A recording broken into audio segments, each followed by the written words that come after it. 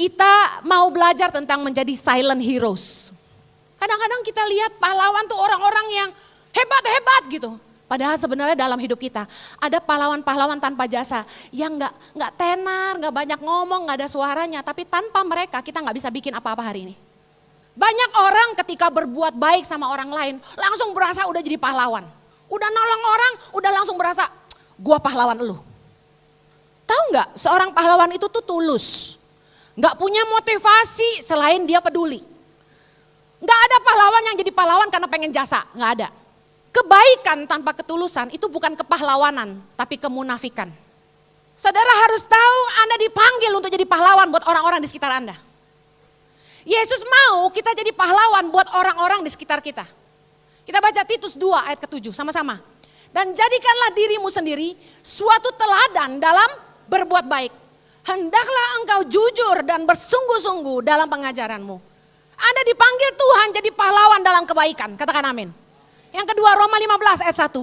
Kita yang kuat wajib menanggung kelemahan orang yang tidak kuat.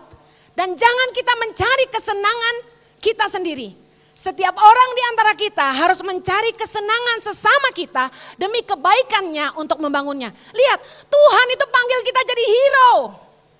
Kita harus jadi pahlawan buat orang-orang di sekitar kita. Dua hal yang harus kita lakukan sebagai orang percaya. Kita harus baik sama orang. Kita harus peduli sama orang. Amen.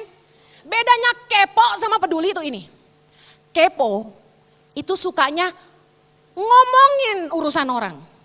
Mau tahu urusan orang tapi sebatas ngerumpi aja. Itu kepo. Ngomong iya nolong enggak. Itu kepo. Tapi kalau peduli, dia benar-benar care dan mau lakukan sesuatu. Banyak orang yang cuma nanya-nanya, kamu ditinggal suami kamu ya? Kesian ya kamu ngomong doang, itu kepo. Filipi 2 ayat 4, kita baca sama-sama. Dan janganlah tiap-tiap orang hanya memperhatikan kepentingannya sendiri, tetapi kepentingan orang lain juga. Hendaklah kamu dalam hidupmu bersama menaruh pikiran dan perasaan yang terdapat juga dalam Kristus Yesus, yang walaupun dalam rupa Allah tidak menganggap kesetaraan dengan Allah itu sebagai milik yang harus dipertahankan. Saudara, Yesus itu menjadi teladan kita dalam kepedulian. Satu hari Yesus khotbah di depan 4.000 orang laki-laki yang dicatat begitu. Murid-murid suruh mereka pulang karena udah malam. Tapi Yesus berkata dalam Matius 15 ayat 32, hatiku tergerak oleh belas kasihan kepada orang banyak ini. Sudah 3 hari mereka mengikuti aku dan mereka tidak mempunyai makanan. Aku tidak mau menyuruh mereka pulang dengan lapar, nanti mereka pingsan di jalan. How thoughtful he is. Yesus itu sangat perhatian, sangat peduli sama orang. Kalau Anda yang menyebut dirimu Kristen, gak seperti Yesus, yang peduli sama orang lain, Anda bukan pengikut Kristus. Yesus itu sangat peduli sama orang. Dia takut orang lapar, dia takut orang pingsan karena kelaparan. Berapa banyak kita hari ini lihat orang lapar tapi diam aja. Berapa banyak saudara yang pengen ngasih makan 5.000 anak di Indonesia. Jangan lupa beli kaosnya. Samaria yang baik hati. Dia gak kenal sama orang Yahudi yang baru turun. Di jalan ketemu dia tapi orang ini sudah hampir mati berdarah-darah di jalanan. Orang Samaria ini gak kenal sama orang ini. Tapi dia luar biasa banget ketika dia lihat orang itu, dikatakan firman Tuhan, tergeraklah hatinya oleh belas kasihan. Ia pergi kepadanya lalu membalut luka-lukanya sesudah ia menyiraminya dengan minyak dan anggur. Dia berani berkorban keluar minyak anggur. Kemudian ia menaikkan orang itu ke atas keledai tunggangannya sendiri. Ayat firman Tuhan tuh kalau nulis detail gak ada salah. Tunggangannya sendiri, mersinya kotor kena darah. Lalu membawanya ke tempat penginapan dan merawatnya. Bukan dibawa ke pinggir jalan, ke penginapan. Berarti dia harus keluar duit. Dan dirawat sama dia. Ayat 35. Keesokan harinya ia menyerahkan 2 dinar kepada pemilik penginapan itu. Katanya, rawatlah dia dan jika kau belanjakan lebih dari ini, aku akan menggantinya waktu aku kembali. Hebat banget tau gak orang ini? Dia gak kenal nih orang siapa. Yang 2 kedua sebelum dia, itu malah orang-orang Lewi sama imam. Lewat lihat ada orang Yahudi luka dirampok, nggak tergerak sama sekali. Orang yang sibuk pelayanan belum tentu punya belas kasihan. Kalau Anda melayani tanpa belas kasihan, Anda bukan pelayanan. Orang ini gak kenal. Gampang nolong orang yang kita kenal, tapi gak gampang nolong orang yang kita gak kenal. Saya salut sama suami saya. Jojo itu benar-benar punya belas kasihan yang super tinggi. Saya kalah. Satu hari dia bilang sama saya gini, Hen, ada orang terbakar. Dia lagi masak, kompornya meledup, cowok. Kebakar semua dari kepala sampai ke badan, tangannya sampai lengket di badan. Jojo bilang, kita harus tolong dia, fotonya dia kirim ke saya. Nah saya ini logika banget orangnya.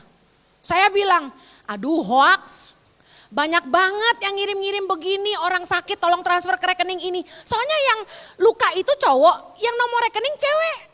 Saya bilang udah, jangan percaya begituan. Kalau kita gak kenal, kita gak lihat sendiri, jangan percaya. Untung saudara percaya sama Tuhan Yesus dan lewat tangan pengharapan, amin. Saudara, satu kali terus Jojo bilang gini, Jojo tuh tegas banget, dia tuh gak bisa dilawan. Transfer, saya bilang iya. Ngomong doang terus transfer gitu. Begitu transfer, gak lama orang itu ke Jakarta, masuk rumah sakit. Jojo ajak saya, ayo lihat sendiri kamu katanya gitu ya. Saya ikut dia ke rumah sakit. Bener loh, tuh orang hancur meleleh kepalanya sampai badan semua, kasihan loh. Orang Kristen. Terus tangannya dioperasi di rumah sakit itu supaya bisa lepas dari badannya karena nempel dua-duanya. Udah tinggal tulang doang. Begitu kita datang udah lepas dari badannya. Jojo kasih uang. Dia terharu banget ngelihat kita doain dia. Kakaknya juga nangis, bilang terima kasih ke kita. Si Jojo bilang sama saya, tuh kan kamu gak percayaan katanya gitu. Saudara, kita kadang-kadang tuh gak mau nolong orang karena gak kenal kita pikir ya. Tapi Tuhan butuh kita. Kebayang gak kalau ada orang yang kayak saya gitu, jangan percaya, hoax. Untung Jojo tuh punya belas kasihan. Matius 25 ayat 40. Dan raja itu akan menjawab mereka, aku berkata kepadamu sesungguhnya segala sesuatu yang kamu lakukan untuk salah seorang dari saudaraku yang paling hina ini, kamu telah melakukannya untuk aku. Jangan memandang muka waktu nolong orang, jangan cari kepentingan. Orang yang hina di mata kamu, yang kamu tolong itu tuh Tuhan. Tuhan yang datang lewat hidup kamu, amin. Orang tulus tuh gak memandang muka, orang bulus selalu cari muka.